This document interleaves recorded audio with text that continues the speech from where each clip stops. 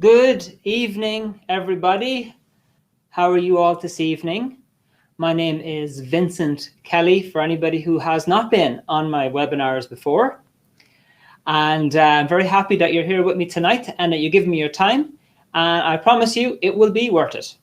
So I want to welcome everybody who has joined us on Instagram, Facebook, YouTube, and especially everybody here on Zoom. I've got Zoom beside me. So I want to welcome, who do we have? Marta, Paul, Gonzalo, Yeva, Caroline, hello Caroline, Julia, Walter, and Sonia. Hello guys, thank you very much for joining me tonight. If you want to comment or ask any questions during the webinar tonight, feel free to pop it into the chat in Zoom, or you can put your comments on any of the other platforms. I've got somebody keeping an eye on that, so it'll come around to me here and I'll be able to answer your questions directly and pick and see your examples that you're going to give me, because this is a webinar, and webinars, I'll ask you for some participation. You don't have to participate, but it would be fantastic if you could.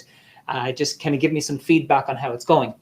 So now, before I start, this webinar is based off this book called Dianetics, which means through the mind. And it is the free introductory webinar to a series of 4 modules that I deliver on a Friday night between 8 and 9. And I'm going to tell you more about that later.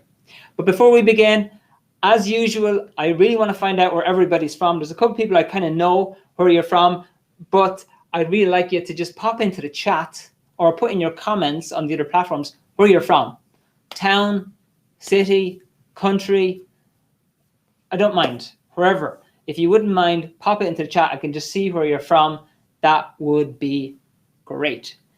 And yeah, myself, I'm from the Southeast Midlands, a beautiful county called Kildare. If anybody ever wants to visit, come down and visit a place called the Curragh, which is a lovely flat area, nice area for a picnic.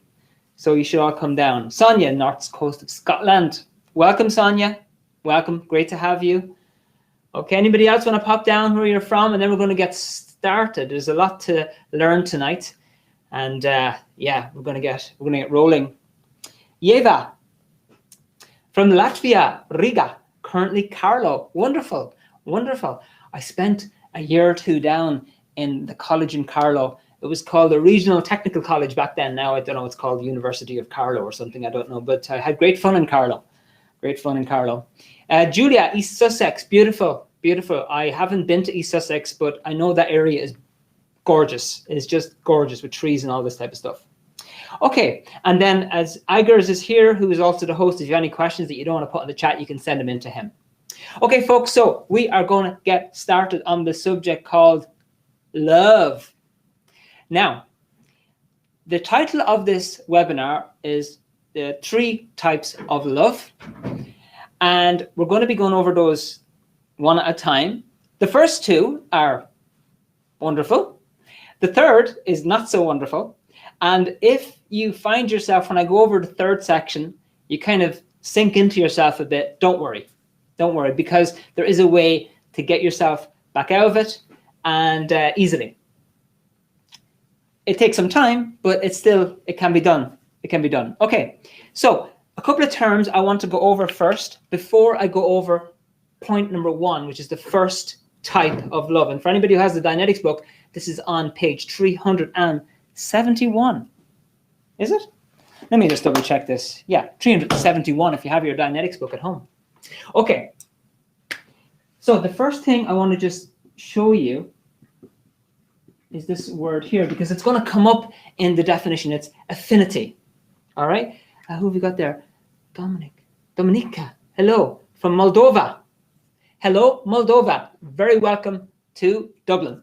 Well, the internet, wherever. Okay, and you came to us from Facebook. Affinity. This word just means the degree. It's got 2 definitions, really. The degree of liking. That's a love heart. Okay. The degree of liking or love between 2 people.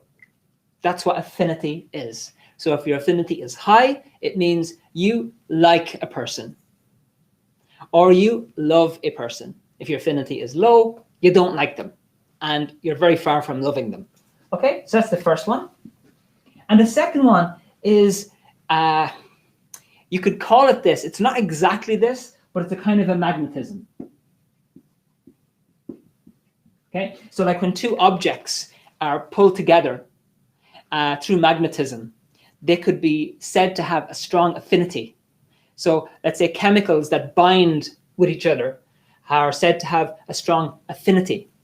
Okay, so it's basically, for example, you go to let's say you're going out to a nightclub, and there's all bunches of friends that you know there, but you're drawn to a certain bunch of friends. It's like something that pulls you. Okay, something that you kind of feel like you're drawn towards. And this is what affinity really is. So if you go into this nightclub and you're drawn to a group of people, there's a high affinity there. If you're, let's say, a Dublin supporter of football, there's a section of our football stadium that you will be drawn towards. It's called Hill 16. You'll feel an affinity for that. You go in and you just want to go there if you're a Dublin supporter. And often if you're on the opposite end, you might be pushed the other way. Okay, so you can have a high affinity for something or a low affinity for something. If you have a high affinity, you want it close to you. If you have a low affinity, you want it very far from you. Okay, that's all. Now, here is your first exercise. We'll launch straight into it. So can you give me an example? So this is your opportunity now to pop in and just think. I'll give you 1 minute to think of the example, because we've got a lot to cover tonight, and then we're gonna move on. So give me an example of somebody in your life that you feel drawn towards. Okay, that you like being around them. You like calling into them. If you're passing by their house, you have this urge to go in for a cup of tea. All right, or you feel like you want to call somebody. So give me an example of somebody in your life that you have this strong affinity for, or the strong liking or love or a draw towards. Okay, good. Thanks very much. You're flying in there. I didn't even have to ask you twice. Okay, Julia, your husband, wonderful. Absolutely wonderful. Caroline, your nephew, fantastic. Yeah, you can have relatives and kids and so forth. Yeah, brilliant. Anybody else want to pop in? I'll give you like another few seconds. Anybody else that you feel drawn towards, that you have a very high love or liking for? Thank you, Julia. Cats. I have 2 cats at home. I love my cats. I love when they jump on my shoulders and want to run around the place. That's great. Okay, Caroline, thank you. An X. Very good. Okay, folks, if you have any other, you have a husband? Great. Wonderful. And by the way, if I move on suddenly, don't worry. I'll always come back and check these comments. Okay, so if you've made a comment and I missed it, don't worry. I'll come back and grab it. Okay, folks, thank you so much. Now, so that's affinity. The next thing we're going to go over is this thing called the law of affinity. Okay, now what this means, basically the law of affinity, it is in the Dianetics book as well, and it's basically this.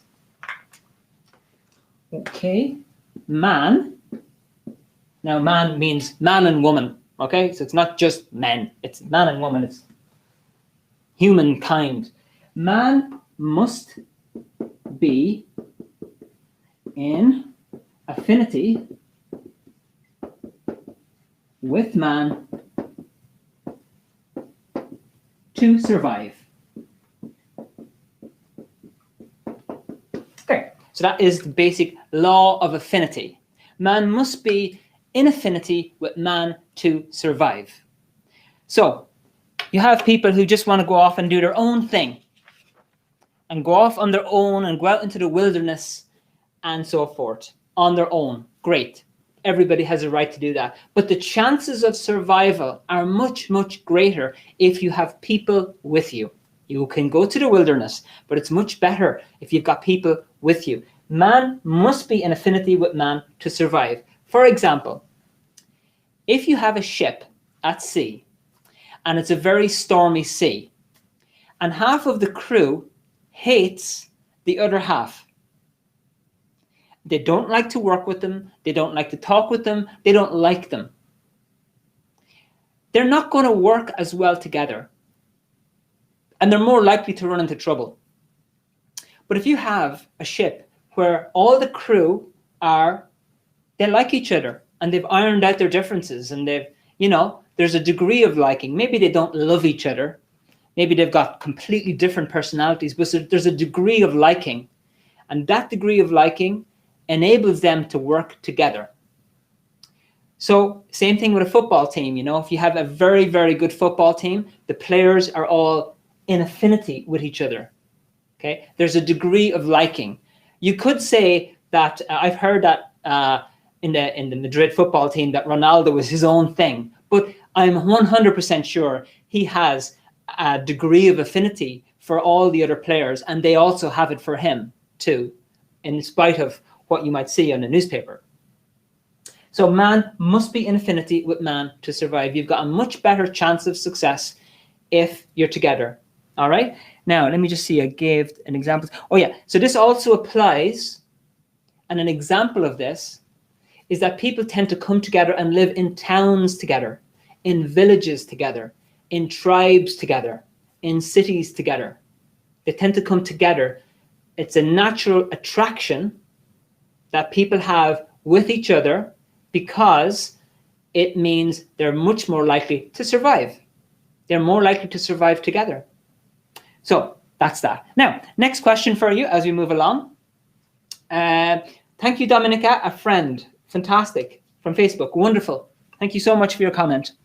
That's that one. Okay, so now here's your next exercise. So now what I'd like you to think about is a group that you work well together with.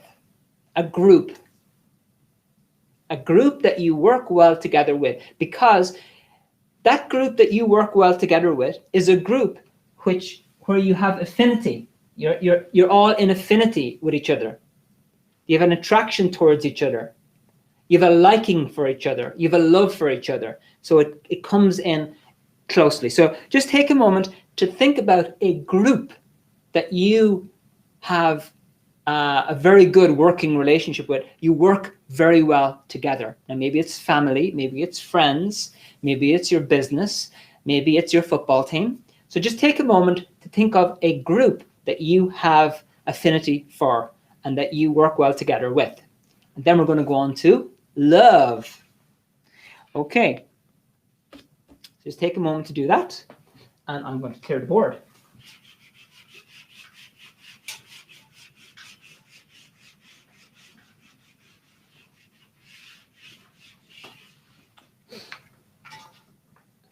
Okay, anyway, you can pop them in there if you're still typing. Don't worry, just keep typing and I will come back and check it because I've got loads of things to go through. So, okay, forget it. I'm just going to read any comments that come in. I'm going to give you another 30 seconds because I really don't give people enough time sometimes to do this. Long-standing friends, wonderful, Sonia. And you will find that you have a collective degree of liking or love for each other, and you generally would get on well, work well together. That's fantastic. Thank you, Sonia. Anybody else want to put in a comment there of an example? By the way, hello to those people I didn't welcome at the beginning. Bindu, hi, Dolores, and Abdullah. Very nice of you to join us. Caroline, same as Sonia. Thank you, Caroline. Okay, folks, so just keep them coming in and I will check it. Now, this is first type of love. Now I'm going to read to you the exact quote and then I'm going to explain it to you on the board here. It has been discovered that there are 3 kinds of love between woman and man. The first is covered under the law of affinity.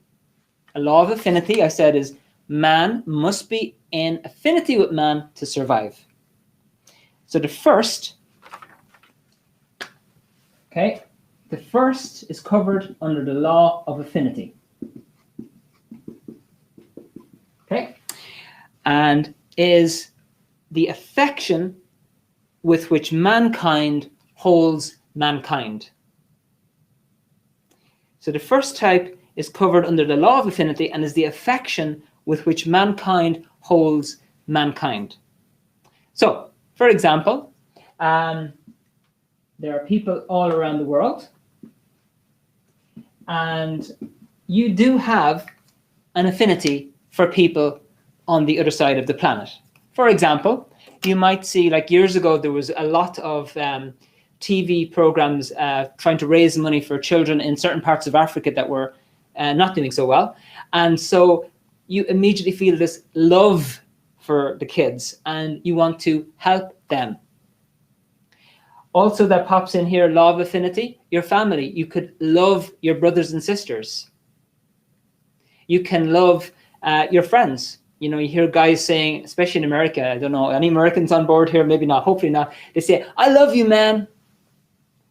Because yeah, he does, he loves his friend. Okay, so there's this type of love that mankind holds for mankind anyway. And this is why people do get together in groups, because they do want to be together. When you hear about a disaster in another part of the world, you feel for them because you have this natural affinity. Okay? Now, this also can apply to a relationship. You can have a natural affinity with your partner, boyfriend, girlfriend, husband, based on this law of affinity because you work well together. You want to be close together because it helps your survival, and you know it's better to be together. Okay, but it is an attraction.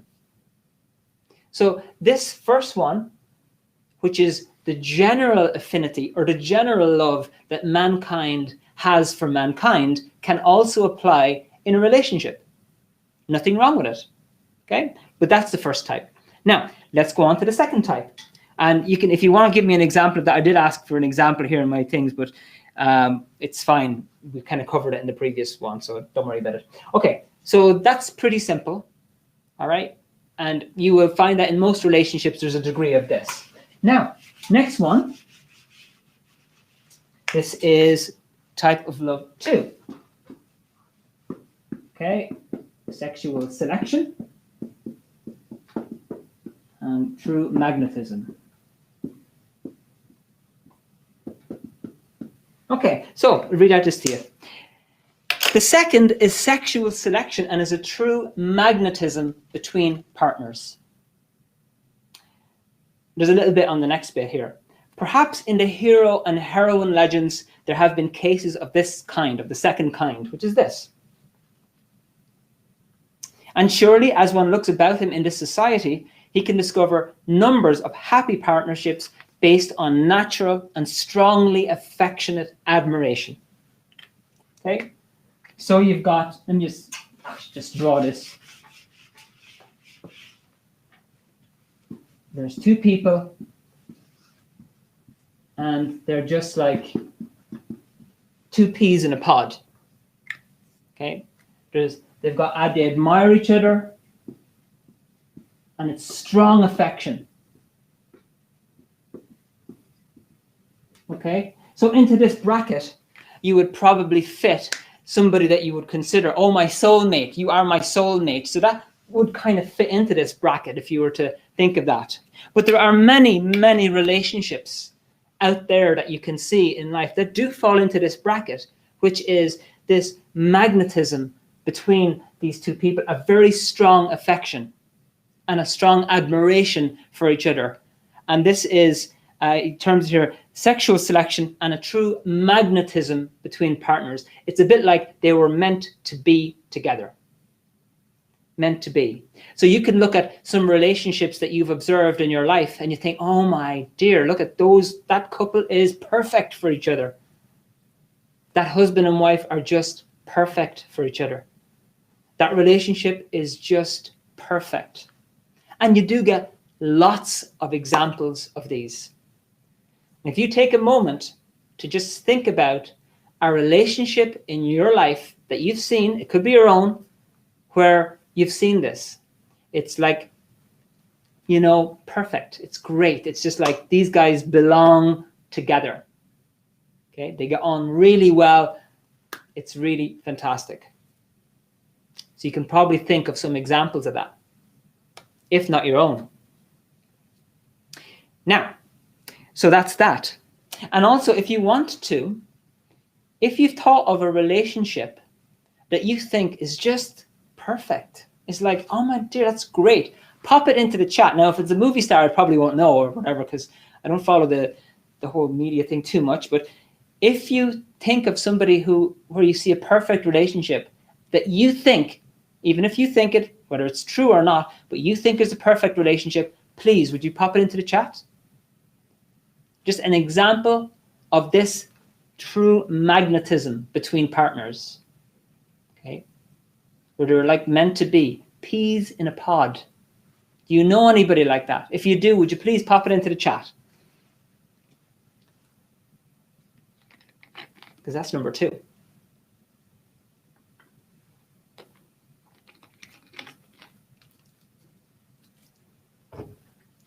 So number 1, as you noticed, is similar to number 2. The first one is general affinity that mankind has for mankind.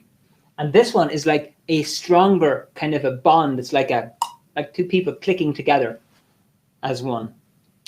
So if you have any example of that, pop it into the chat. Okay, Tom Hanks and Rita Wilson. Yeva, sounds brilliant. I don't know. I know Tom Hanks. I don't know Rita Wilson, but I'm going to look them up afterwards and see that they're perfect together. So that's good. Thank you, Yeva. November 2011. Okay, Walter. Fair enough. Anybody else wanted to put down an example of a perfect relationship that you have seen or you have observed from your perspective?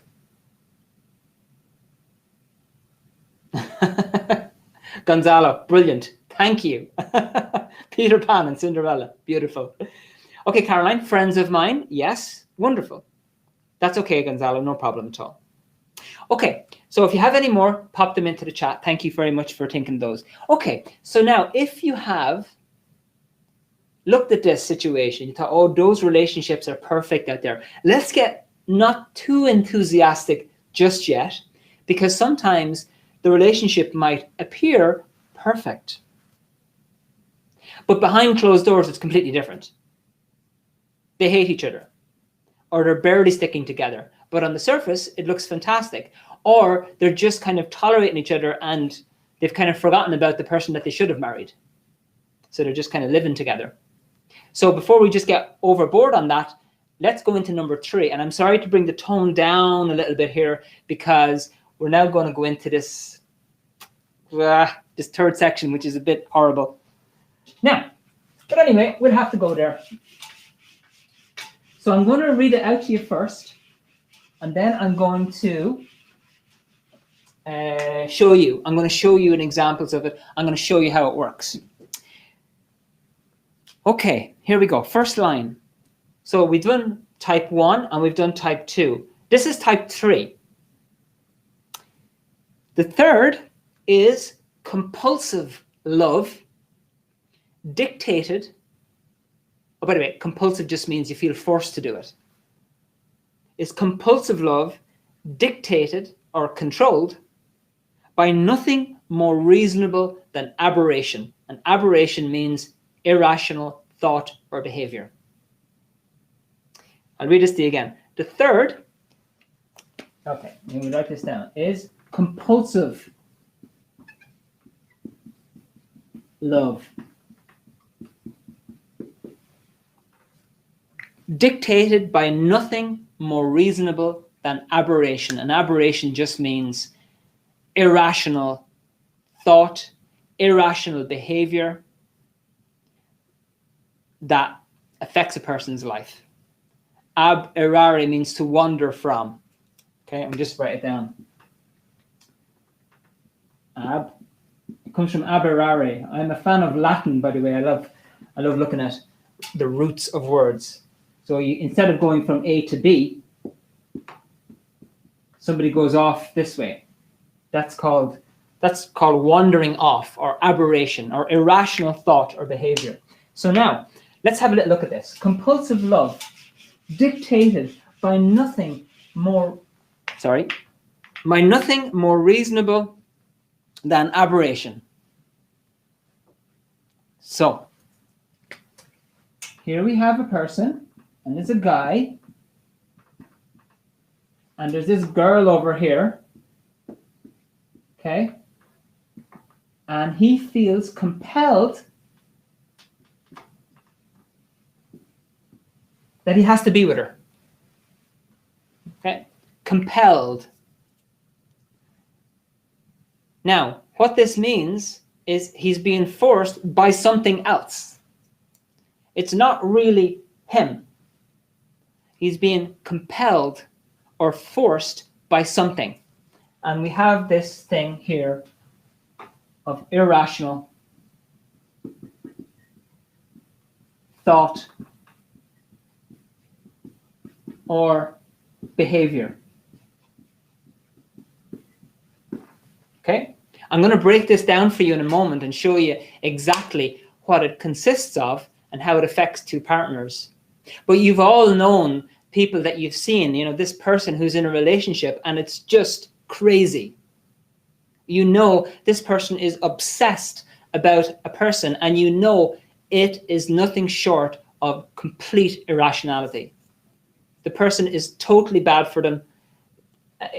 The person just feels compelled to be with them. So we've known people like that who get stuck in a relationship that's, it just doesn't make sense. I'm sure you've seen or maybe heard something like that. So I'm going to read to you a little bit more about this one. So the third is compulsive love, dictated by nothing more reasonable than aberration, which means irrational thought or behavior. Now, so there's a little bit extra I want to read on it because it reads beautifully here from the book. The third, this is type 3. The third, this is the third type, and we're going to be going over this in a bit more detail tonight than the other two. The third we find in plenty. Tabloid literature, which is basically like sensational newspapers. Tabloid literature is devoted to it and its travails. Travails means mental and physical upset or pain. It crams the courts with urgent pleas for divorce, with criminal acts and civil suits, one partner suing the other for the house and the this and the that. It sends children weeping into the corner away from quarrels. So this ends up in a mess. Quarreling all the time, fighting all the time, stress all the time. It sends children weeping into the corner away from quarrels, and it launches from its broken homes, broken young women and men. Dianetics classifies this third kind of love as a reactive mind partnership. Okay, it's a reactive mind partnership. So you couldn't really call it this true, if you want to call it marriage, fine, or whatever, the connection or the agreement or whatever it is that you want to call it. But in Dianetics terms, it would be called a reactive mind partnership. Okay, they've agreed to be together, or they feel pushed to be together, or they can't get away from the other person purely because of reactions. And I'm going to go into this in a moment as to what this is all about. And here's another little bit. Before marriage takes place, they only know there is a compulsion that they must be together. A feeling that each must be extremely nice to the other. And then the marriage takes place, and more restimulation. Restimulation just means like reactivation of ancient pain is felt until at last each is ill, and life, complicated now perhaps by unhappy children, is an unhappy ruin. So I told you I was going to bring it down a little bit. Let me just explain this a bit more. I'm going to draw what's going on here. What is a reactive mind partnership? And in the next bit, I'm going to show you what you can do about it to actually clear it up. Okay, thanks, Dominica. Couple, very good.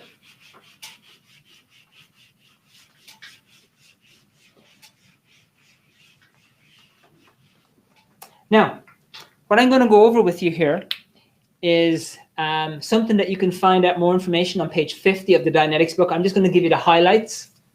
So you have two people, okay? And they're in a relationship. And each of them has a past. And this past we call the mind, all the memories.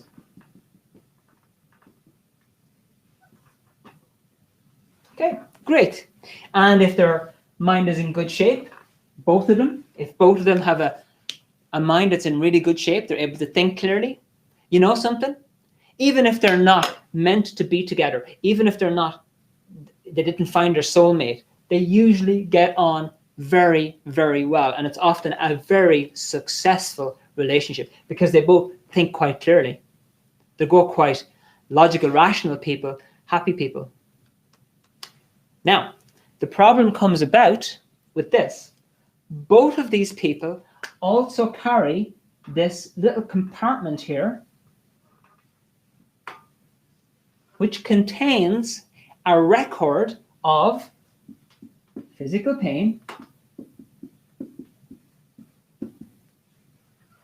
accidents, operations, injuries, falls off ladders, falls off buildings, being knocked down by a car, physical pain. Both of them have this storage compartment of physical pain.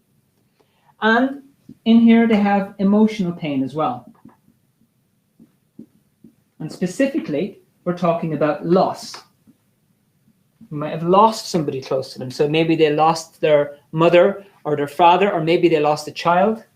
These things are being carried with both people. Now, they don't talk about it every day because it's too painful. They don't even want to think about it because it's just painful. They just don't want to even think about it. And this stuff is nicely buried. So both partners are carrying around buried pain that they don't want to look at because it's just too painful. The problem is that this buried pain can get reactivated by something similar in the present time. I'm going to show you an example of this in a few minutes. But basically, something in present time can trigger off something from the past. It affects the person thinking, and that affects his treatment or his relationship or his affinity or his love for the other person. So in other words, something that happens in present time can trigger off some of the person's baggage. It makes them reactivate. The person that says something horrible to their partner,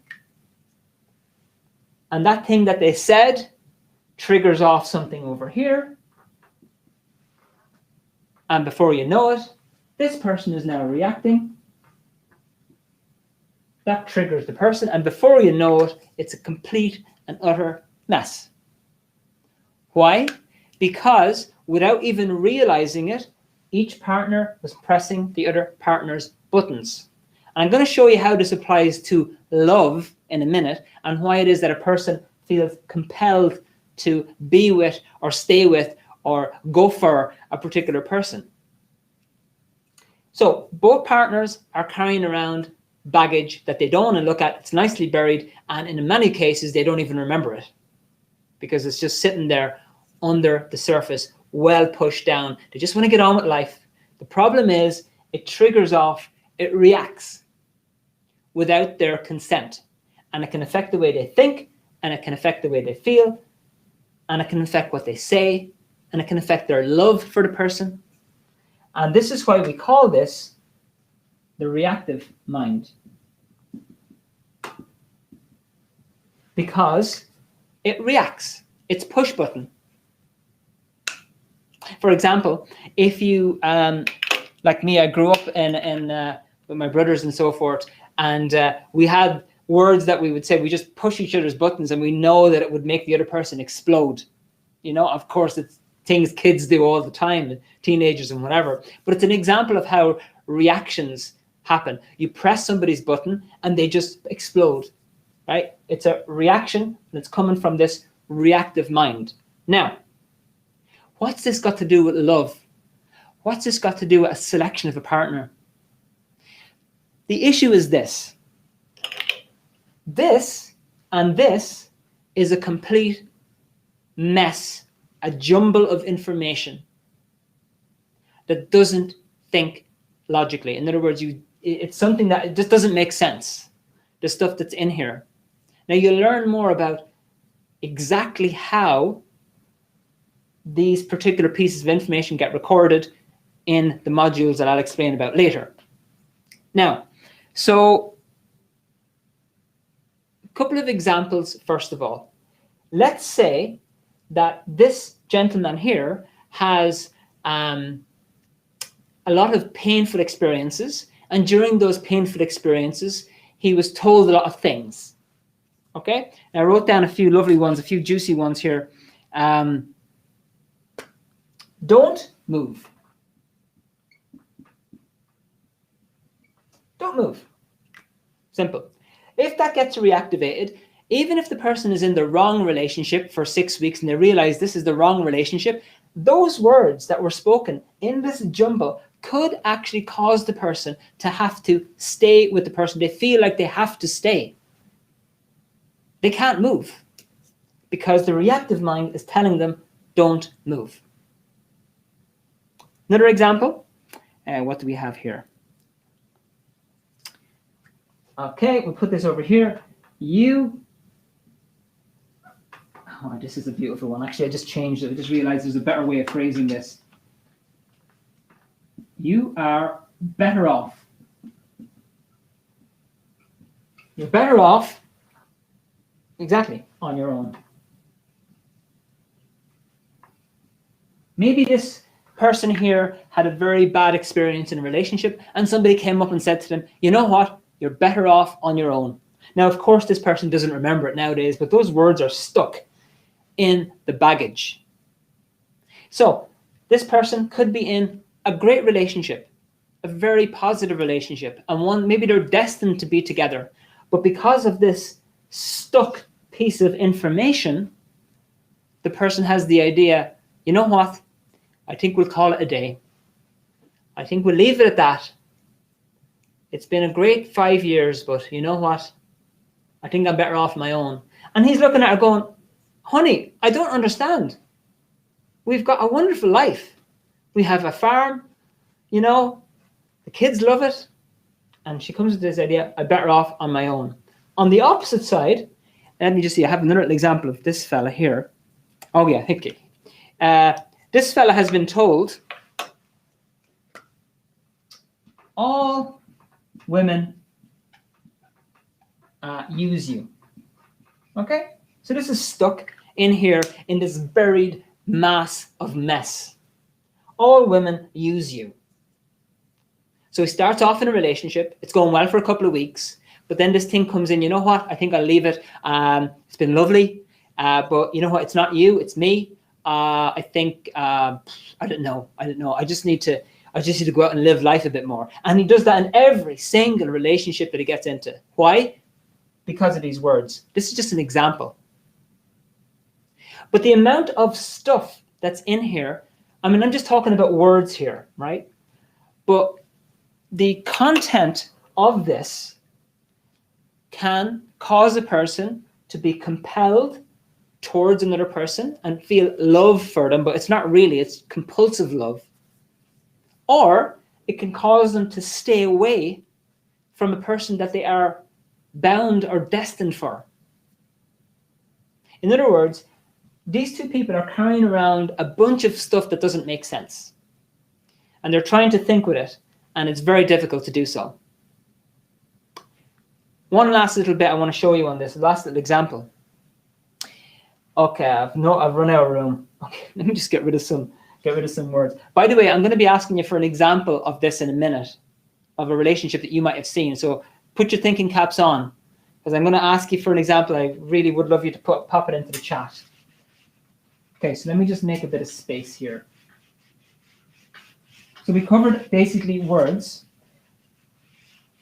and we covered the fact that this reactive baggage that both partners are holding on to can cause the person to be forced towards a person that they shouldn't really be with. Or it can pull them away from a person that they should be with. Right, now, the last little bit. Now, this is it's kind of a complicated concept, but once you get a little bit more experience on this and a bit more knowledge about it, it becomes very clear, but I just want to touch off it. If this fellow had lots of bad experiences, when every time he was injured,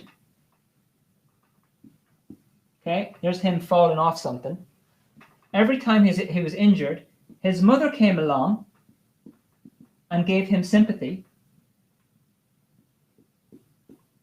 Okay? Oh, poor baby.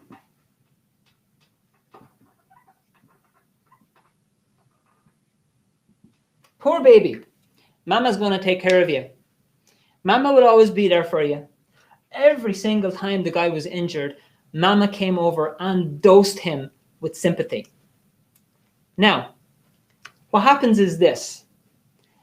This reactive mind now considers Mama is valuable to be around. It's valuable to be around. So I want Mama around. Mama should be around. And so this can affect a person and a relationship with their mother. Now, if the mother is no longer there, let's say the mother passes away, or he's got to move out of his home after the age of 30 or whatever, the reactive mind will say this: we need Mama or a reasonable substitute. We need Mama or a reasonable substitute. So this could lead to this gentleman ending up marrying exactly his pretended mother. It's not really his mother, but to the reactive mind, this wife here is a perfect fit. Why? Because the reactive mind says, this type of person is valuable. We found this type of person. It's perfect. Now, get with that person and don't ever leave them. That's what it says to the person. Now, it can also apply on this side. So let's say this lady has had, on the opposite side, the dad. The dad used to, take care of her. The mother was very rough, so the dad always showed sympathy for her, gave her money, brought her places. And so she developed this kind of a reactive bond with her dad. Now look, a person can still have a very high level bond as well, but we're just talking here about the reactive bond. So she has a reactive bond with her dad over here, and the reactive mind tells her, look, dad is valuable to keep around. Do whatever it takes. This guy is good. Now, if dad is gone, if dad passes away, again, the reactive mind says, we need a reasonable substitute or something like that. So it meets this guy, and this guy has got all the features of the dad. He's got like the height, he's works in a factory, got brown eyes, perfect.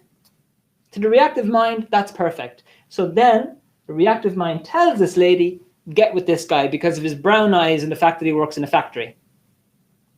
And she feels compelled to be with this person only because of this reactive thing. Now, okay, look, there's a whole load of stuff, more information that you can learn about this. And I just wanted to touch off it because it is relevant. People end up marrying and being with husbands and wives that are kind of copies of people that they've lost, that meant a huge deal to them, or people that used to give them sympathy, or in some way the reactive mind said, this person is valuable, keep this person around. And so this is why, with all this, and we just draw in a little section here, with all this kind of funny stuff going on, this is why we call it a reactive mind partnership. because the partners are being forced to be together, not because they really love each other, not because it's a natural bond, but because of this compulsion, this force that they have to be together. Now, it can also work on the opposite end. It could be the case that they're meant to be together, but the baggage tells them to stay away from each other. This reactive mind does not make sense, and unfortunately, everyone carries it around, and it influences different people to different degrees at different times in their life, but everybody's got one. Okay, now I'll do one little example just before I ask you for your example. So get your pens and paper ready and put your thinking caps on. So just in real life, let's just give you this example here. I'll draw it out. It's kind of pretty much a copy of what I had explained to you. There is Joe. And in the past, Joe was going out with a girl for 20 years. And she said, "Goodbye, Joe." Okay, let's reduce the number of years. Let's say 10 years. Let's say 10 years, right? Now, Joe is absolutely destroyed over this. Oh, hang on, I've got to give him that. He's absolutely destroyed. And this is a massive loss for him. And it is nicely buried in his reactive mind. He doesn't want to talk about it, doesn't want to think about it. He's buried it away because it's just too painful. But it's still there. Okay, 5 years passes by. He starts to get himself out there again into a new relationship, potentially. And he's going out with this girl for, I don't know, a few weeks. And one day, the girl turns up with two things. Number one, she's wearing a black dress. Okay. Black dress. And she decides to dye her hair. I don't know, let's go with black. She decides to dye her hair black and straighten it. Okay, so she's just done two things. She's dyed her hair black and she's wearing a black dress. Simple like that, okay? Now, great. I mean, it shouldn't affect anything.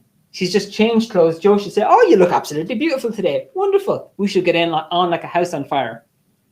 Now, this is a bit of an extreme example here, but it's just to show you how this thing works. So, this shouldn't affect anything. The problem is that on the day these broke up, guess what? His last partner was wearing a black dress, and his last partner had long, straight, black hair. Now,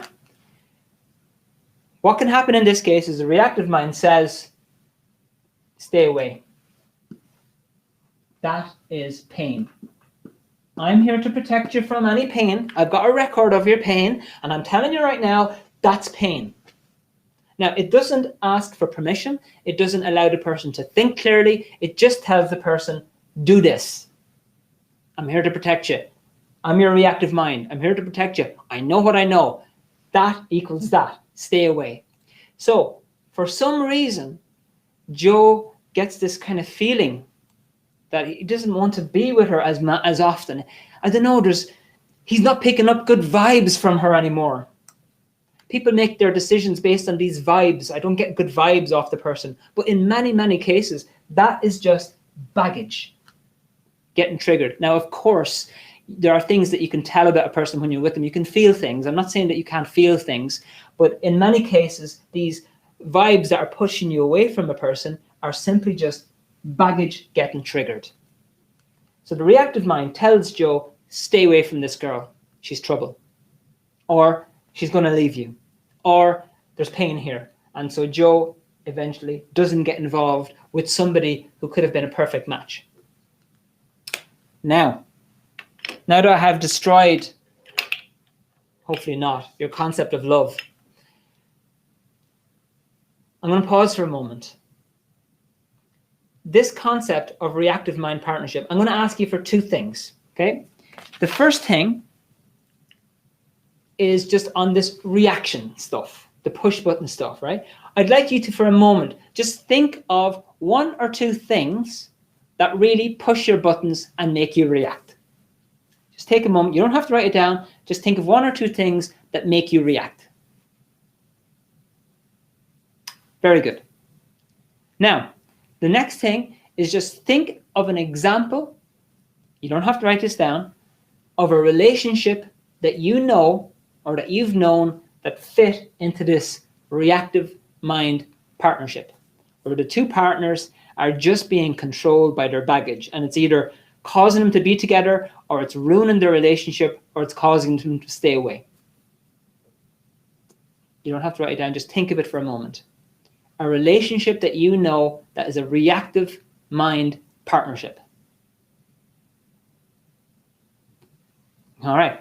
Now, if you've come up with something and you'd like to share it on the chat, please do so. I would actually love to get the feedback, but I want to quickly run into the solution, because I don't want to leave you hanging in, oh, my dear, I'm in a reactive mind partnership with my husband or my boyfriend or my girlfriend, and it's terrible. I don't want to leave you like that, because you can do something about it. But if you want to share any of those things that push your buttons, or an example of a relationship that you've seen that's reactive, please pop it into the chat. Okay, so let's go over this again. We've gone over 3 things, 3 types of love. Number 1 is the natural affinity that people have with people, that you have with your mother, your brothers and sisters, you know, people in China, people in Alaska, the love that you have for other people, the degrees of that. And that can be present in a relationship. That is a type of love. And you can have that with a partner. And the second one is this sexual selection and a magnetism between partners. So you're talking about couples that really click, that are like, you know, they have a mutual, strong bonding relationship. It's a bit of a kind of a stronger level to number 1. So you have level 1, which is the general love, and you have number 2, which is, you know, a kind of a more focused love, but it's more intense. It's kind of a magnetism. And then you have number 3, which is a mess. Basically, this is kind of a summary of it's a mess. And it's a mess because both partners are carrying around baggage that's getting triggered continuously. Or even before they got married, it was the thing that was pushing them into it. So now I'm going to go over that solution, because I do not want to leave you there thinking that nothing can be done about it, because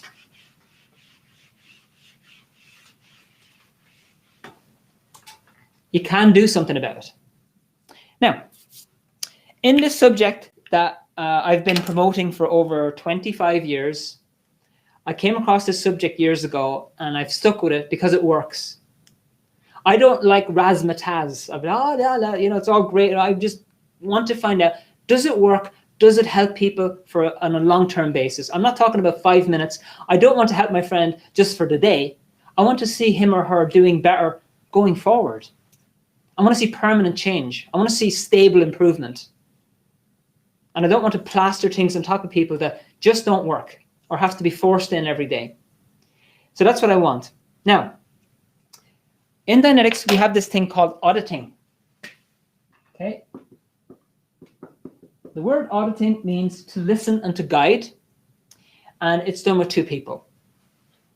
Okay. The person who is delivering it is called an auditor.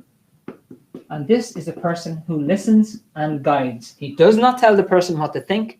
He does not give the person a free life coaching session. He is there to listen and to guide. Because the person with the answers is the person receiving the help. Okay, their eyes are closed during a Dianetics session. They're wide awake, but their eyes are closed. And this person, we have a name. It's called a pre-clear. Pre means before, and clear is the goal. And a clear is someone who's basically cleared up the baggage. Okay, so you've got an end result here, which is clear. Now, what are you doing in a Dianetics session? You're helping the person to clear up the pain from the past. You're not necessarily trying to get rid of the memories, because that's kind of tough, but you want to get rid of the pain that the person is still stuck in, that's holding their energy, that's messing up their thoughts. So this is the solution to it. So if you know, or if you're in a relationship that is not going well, or you don't feel you can get into a relationship, or you don't know why you need to get involved with this partner, or you can't leave, or whatever, thinking clearly usually helps to work it out. The very first step is to clear your baggage and start with yourself first. And then you can work on your partner.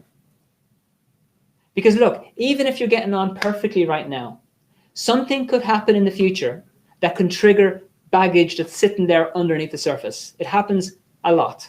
People are going very well for a while, and then they just go downhill very, very rapidly. And mainly it's because of this baggage. So the solution is to be able to think clearly about love, and to be able to determine who is the best partner for you, and to stay or to go or to leave or to work it out or what you should do, is to clear the baggage, clear the pain that you've experienced from your past. And when you do that, you will be able to think clearly and back to yourself again, and you'll know what to do. I'm not going to tell you what to do or whether a person's right or not. And an auditor can't do that either. It's this person has to be able to work it out themselves, because it's different for each person. It's not the same black and white for every single individual. So that is the solution. So if you're in a relationship that's going, it's rocky. It's rocky. This is the main problem. It's triggering each other, and this stuff has to be cleared. And when it's cleared, the relationship just goes up and up and up. If you're afraid to get into a relationship, or you don't really trust men, or you don't trust women, or whatever, again, there's something stuck there, and that needs to be cleared up.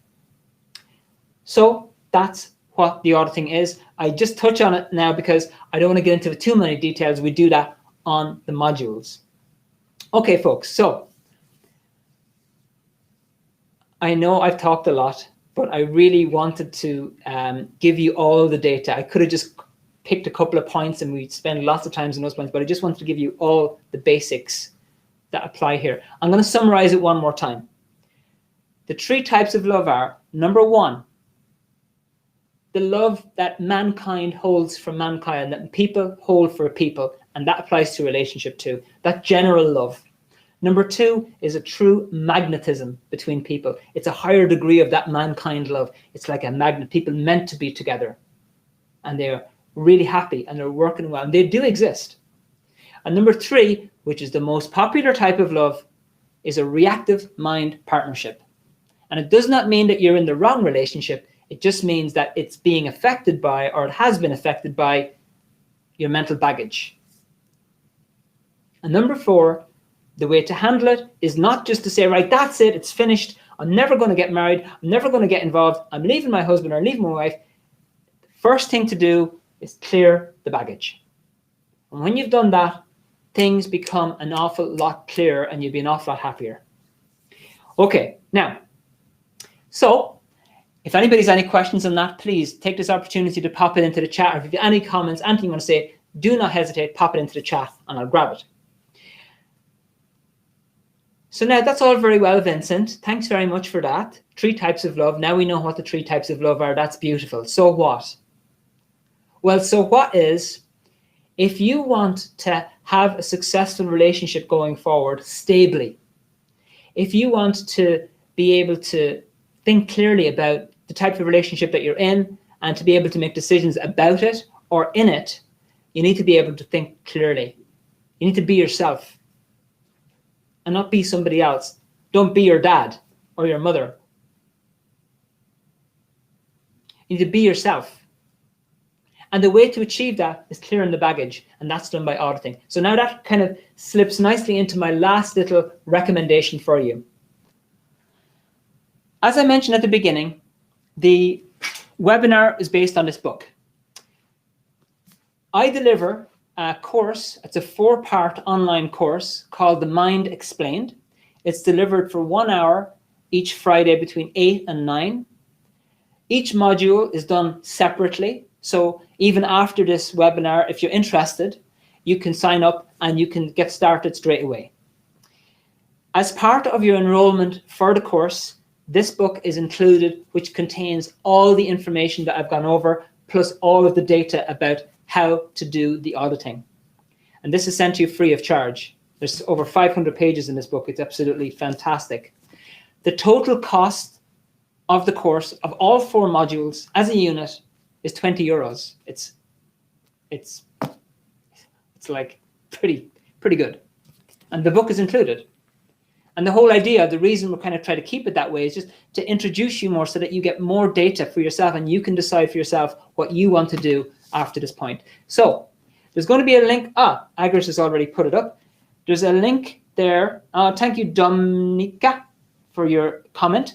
A link there, and it will stay open there after the webinar is finished. So don't worry about having to click it now. Once the webinar is finished and I leave, that link is going to stay there. Okay, I would really love to have everybody who's on the webinar tonight. If you haven't joined my Mind Explained course already, I would really love for you to be there, because what I do is I give you some exercises to do when you're finished each lesson, and I'll correct them personally. I want to make sure that you fully get the information. So that's the Mind Explained course. It's 20 euros. It includes the book, and I would love to have you on it, but I'll leave it to yourselves tonight. Okay, folks, so I want to say good night to you now. We've gone a little bit after 9 o'clock. I want to thank everybody on YouTube, Facebook, and Instagram who has joined me tonight. Thank you very much for your time. Really appreciate it. And for everybody on Zoom, thank you very much. Karen, thank you for putting your video on there. Good to have you. Marta, Yeva, Caroline, Walter, Sonia, Bindu, Dolores, Abdullah, Kristen, hi Kristen, and Gonzalo. Thank you so much for your time tonight. I hope this has been of benefit to you. If you've absolutely any questions, you can send a message to Igers, or you can reply to the email that sent you the invitation, and we'd be happy to clear it up for you. And yeah, I hope to see you on Friday night and we can get started. Okay, folks, so listen, thank you again. Have an absolutely beautiful evening, and I will say good night. Goodbye.